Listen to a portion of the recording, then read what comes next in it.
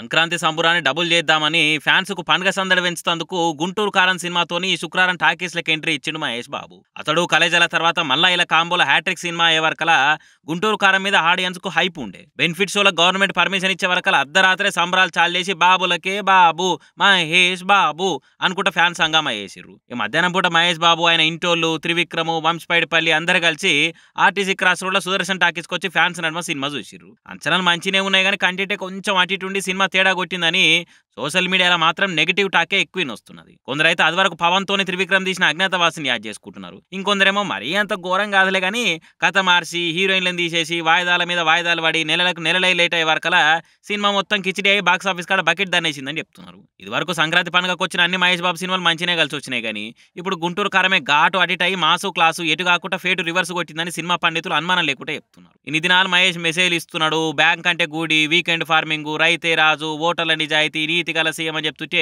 ఒక్క మాస్ సినిమాది అన్న ఒక్కటంటే ఒక్కటన్నా అని ఫ్యాన్స్ ఆకలి మీద ఉండే. కానీ ఇప్పుడు బీడీ లుంగి స్టెప్పులు అన్ని పెట్టినా కానీ తేడా కొట్టింది. ఇక మహేష్ తర్వాత సినిమా రాజమౌళితోను కాబట్టి ఈ లెక్కన మళ్ళా మహేష్ బాబును ఫ్యాన్స్ ఎండి పరద మీద చూసుకునే తందుకు ఏళ్ళకేండ్లే పడుతుంది కానీ